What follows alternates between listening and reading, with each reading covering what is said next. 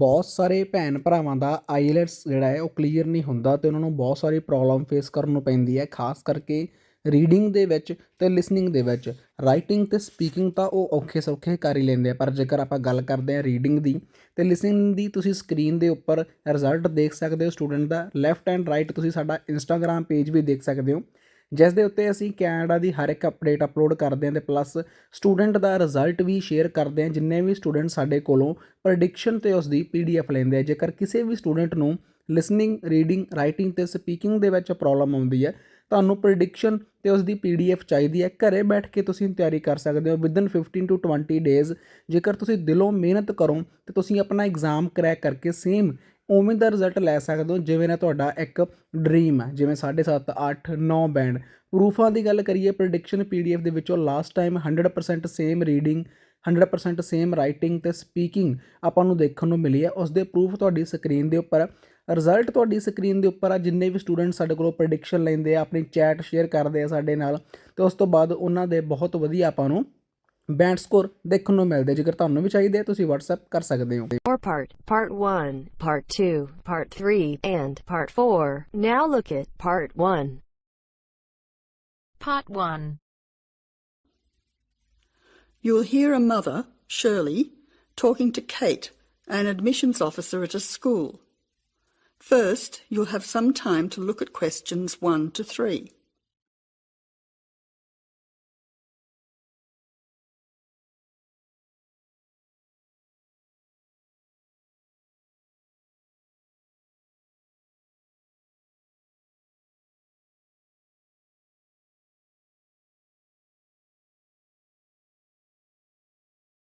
Now listen carefully and answer questions 1 to 3. Good morning. You must be Shirley Peters. My name's Kate. Yes, hello. I'm Shirley Peters. Nice to meet you. You have a 10 o'clock appointment with us. That's right. I'm supposed to go to the admissions office. Is that here? Yes, it is. Please take a seat as I have several forms for you to fill in to enable you to enrol your son at this school. We have a form for your name, address and so on, one for the health of your son, and one for him to choose extra subjects to join in. Thank you. Now, firstly, this form is just so we have a record of your son's personal details. Can you fill it in for me? Yes, I'll do that now. Can I just check the details with you? Your son's first name is John. No, that's his middle name after his father, Richard John. My son's name is Colwyn. Can you please spell it Colwin, not Colwyn, as some people do? Yes, I'll make a note of that. And how old is Colwyn? I've put down that he's entering year 6, so therefore he's 11 years old, turning 12 this year. So at the moment, he's 11. Yes, correct. You now have some time to look at questions 4 to 10.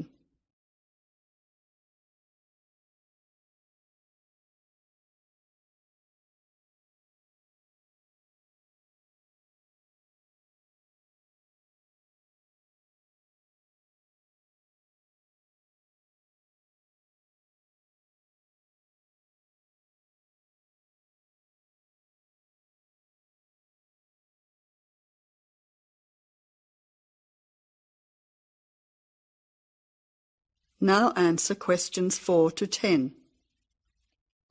Let's move on to your address. Do you live at 7 Watley Crescent, Mount Lawley? Yes, that's right. The street is spelt Whatley Crescent in Mount Lawley. Yes, I can see you've written that. Which phone number is best to contact you on? Well, I'm out and about doing things during the day, so probably my mobile rather than the home number. So that's 041 3325 888. Yes, 041 3325 888. Secondly, can you complete this form regarding your son's health? Yes, I'll do it for you now. Thank you. Now, can I go through the more important areas of this form with you to make sure our information is accurate? Yes, of course. Is your son taking any medication at the moment that the teachers will need to be aware of? Yes, he has asthma, so he will be carrying his puffer in his school bag. So he has a puffer. Is he allergic to anything? Yes, peanuts. Actually, he should avoid all types of nuts. That's okay, because we have a policy of not having any nuts in our school.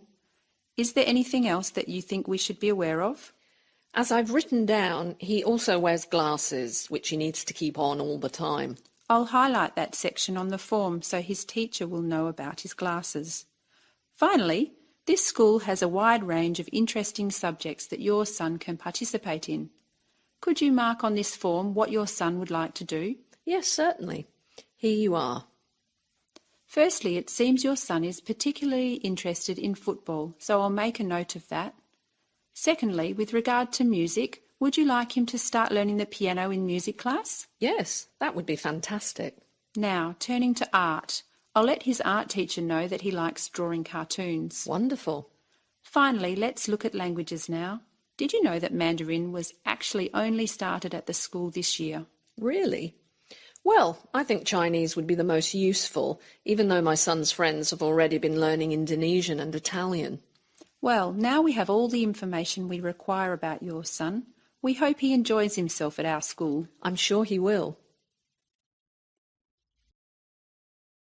That is the end of part 1. You now have half a minute to check your answers.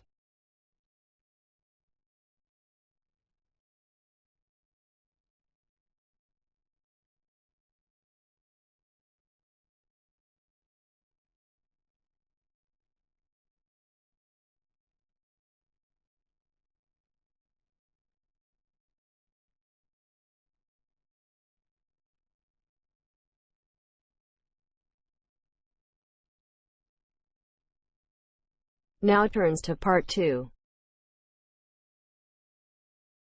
Part 2. You'll hear a TV program on an organisation of environment protection. First, you have some time to look at questions 11 to 15.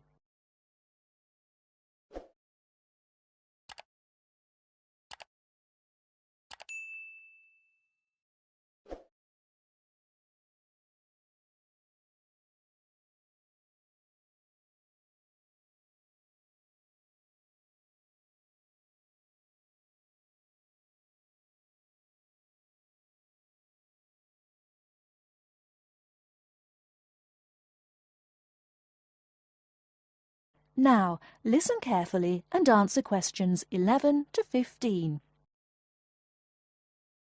Today in our studio is Sue Gent, a staff member of Clean Up Australia.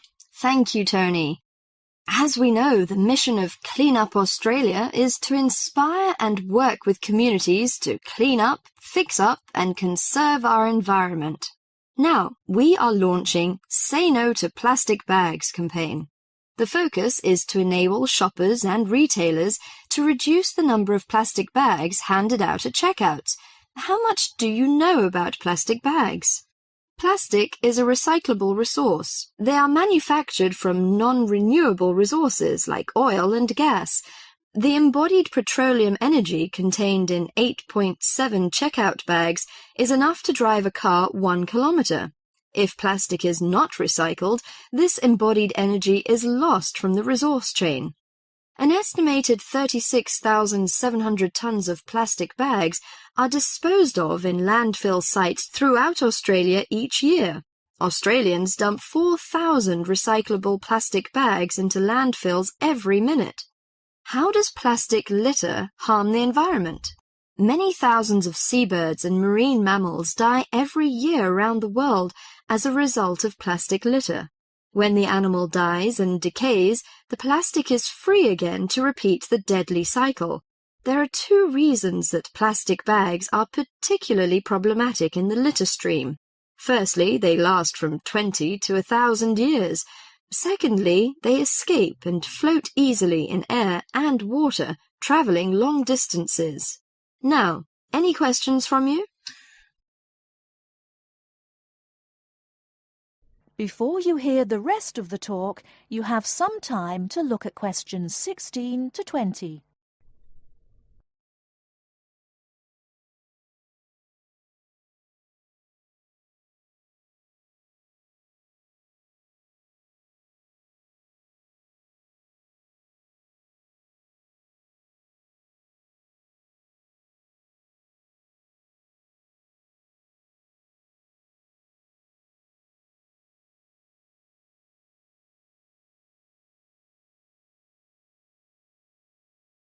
Now listen and answer questions 16 to 20.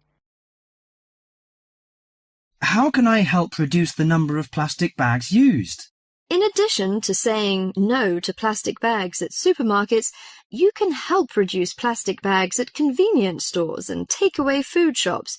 These retailers account for 47% of single-use plastic shopping bags. You can help in the following ways. For example, you can keep a reusable bag in your car or handbag to use for unexpected purchases. Besides, if you have placed a big order at a takeaway store, ask for the food to be packed in a cardboard box that can later be recycled. Could you tell me where I can recycle my plastic bags? Well, most larger supermarkets and local Stockland shopping centres have recycling facilities available. Remember to turn bags inside out and remove any receipts and food scraps before recycling. Contamination can cause problems in production and prevent recycled plastic from being used. What happens to recycled plastic bags? Plastic bags are recycled to make garden furniture, garden sleepers, flower pots, and new plastic bags. Should I use biodegradable plastic bags? A biodegradable product is one that breaks down safely, by biological means, into the raw materials of nature and disappears into the environment. There is currently no Australian standard for biodegradable plastic bags. This means there is no guarantee that bags will completely break down, as claimed by their manufacturer. Until an Australian standard has been developed and these bags have been tested, Clean Up Australia cannot recommend using plastic bags that claim to be biodegradable. Overall, do our best to refuse, reduce, and reuse plastic bags whenever possible. If you throw plastic bags away, tie them in a knot. This limits the chance that they'll blow out of a bin or blow away in landfills. By following a few simple steps, we can stop plastic bags from blocking our drains and creeks, injuring our precious marine life, and harming our wildlife. That is the end of part 2. You now have half a minute to check your answers.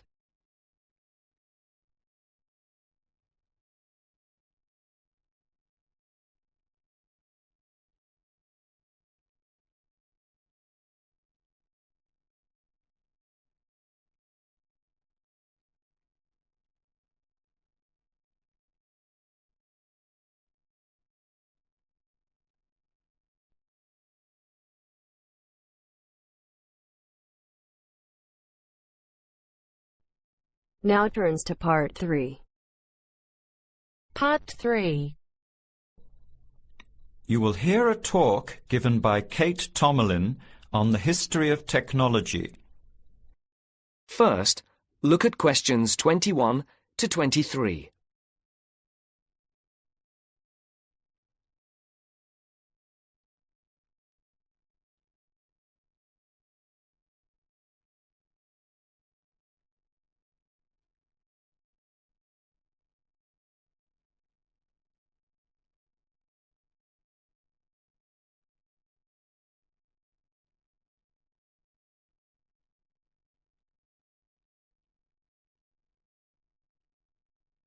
As you listen, answer the questions. Our talk today in this History of Technology series is about a feat of anti-engineering from the late 19th and early 20th century that is still very much with us today and that is linked with the history of the typewriter. It's the QWERTY keyboard. What, you might ask, is QWERTY? Well, have a look at the nearest typewriter or computer keyboard. If you look at the top row, you will see that Q, W-E-R-T-Y, are the first 6 letters. Did you ever think when you were learning to type about why the letters on the keyboard are distributed the way they are? Here's the story. It all has to do with the history of the typewriter. Typewriters existed since the early 1700s, but the first commercially practical system came into being in 1873. The typewriter is one of America's greatest unsung inventions. While the telephone, automobile, and airplane sped up communications and transportation, the typewriter did the same thing for the written word. but few people paid much attention, possibly because they were too busy reading what the typewriter had written about all the other inventions. The first typewriters had the keys laid out in alphabetical order, but this system had problems. Some keys that tended to be typed together were physically close. This made the type bars hit each other and get stuck. Typewriters in 1873 jammed or got stuck if the keys next to each other were hit in quick succession. To solve this problem, in 1878, the QWERTY keyboard was developed, spacing frequent letters away from each other and therefore reducing the number of jams. It was not specifically designed to slow down typists, as is generally believed, but the keyboard did create a built-in inefficiency for typists. The most common keys are scattered all over the keyboard rows, many on the left side. Right-handed people have to use their left hand, which is the weaker hand. Typewriter technology improved, doing away with the original rationale for the QWERTY distribution, but the keyboard remained. In spite of its inefficiency, it is the keyboard we all use today. Before the conversation continues, look at questions 24 to 30.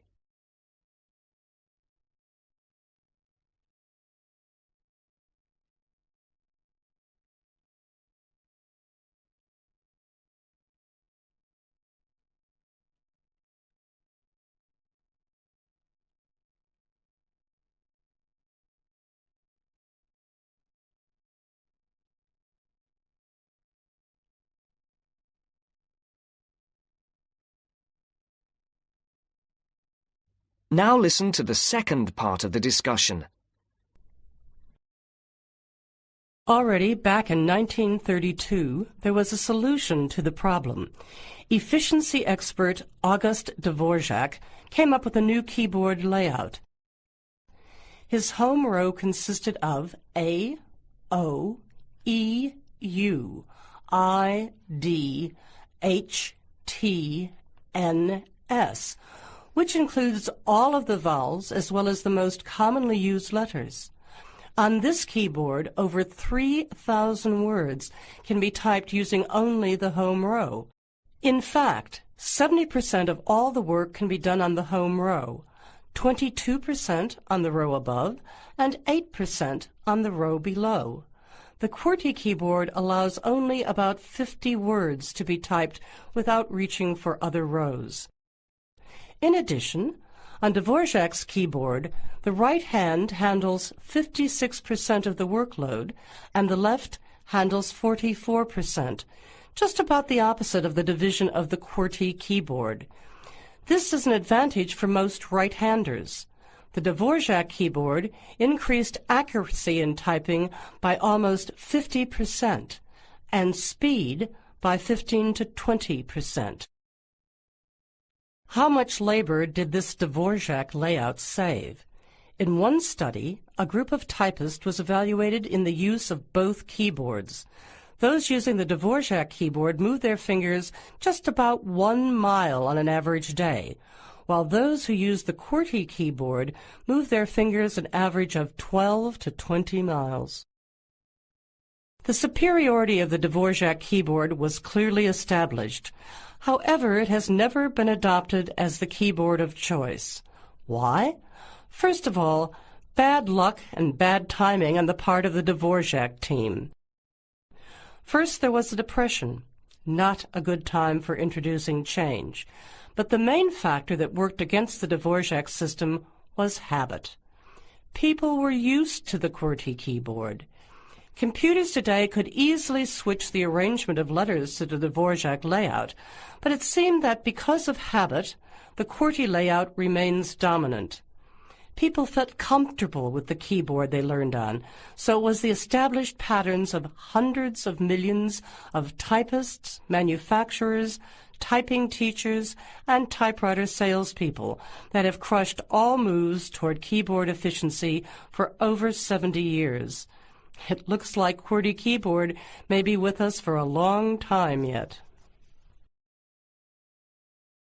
That is the end of part 3. You now have half a minute to check your answers.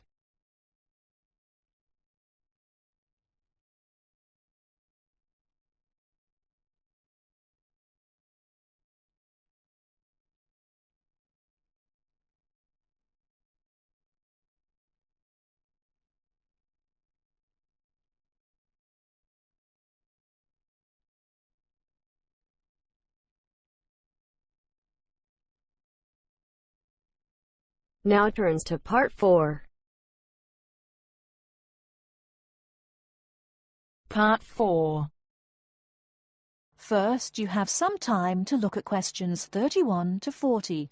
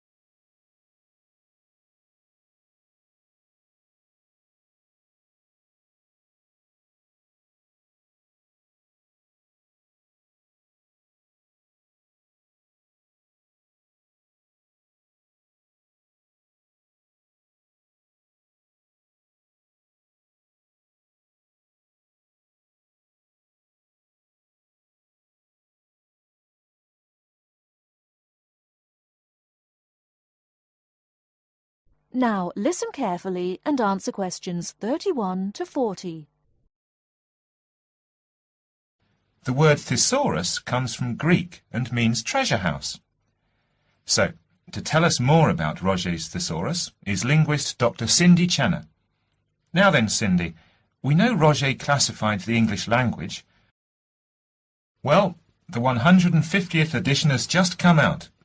It sold 32 million copies. Yes, that's right, 32 million. What is it? Roget's thesaurus. Now, Roget's thesaurus is a type of dictionary in which words with similar meanings are grouped together. The word thesaurus comes from Greek and means treasure house. So, to tell us more about Roget's thesaurus is linguist Dr. Cindy Channer. Now then, Cindy, we know Roget classified the English language, but what do we know about the man himself? Well, Mr. Roget, or to give him his full name, Peter Mark Roget, was a very interesting man indeed. He grew up in London, he was French, and he spent his early life in a French community there. He later travelled all the way from London to Edinburgh to study medicine at the university there, and graduated when he was 19 years old, and he later went on to become a founder of Manchester Medical School. So his life focused around his career as a doctor? Well, actually, no. Roget had a very wide range of interests indeed. In fact, he was a writer and wrote about many topics such as bees, the kaleidoscope, and even perception and feeling in animals. And he was an inventor too. In fact, in 1814, he invented an early version of the slide rule. The slide rule? Yes, the device that can calculate numbers. Then 10 years later, he developed a prototype for the cine camera, and he also got involved in a range of different projects. For example, he became head of a commission investigating London's water supply, and he developed a method of water filtration through sand. And he was involved in the area of education. He was one of the founders of London University. And do you play chess by any chance, Mark? Yes, I do. Well, Roget invented the travelling chess set. So next time you're playing a game of chess on a train, you have Mr. Roget to thank. So, how did he actually find the time to classify the English language?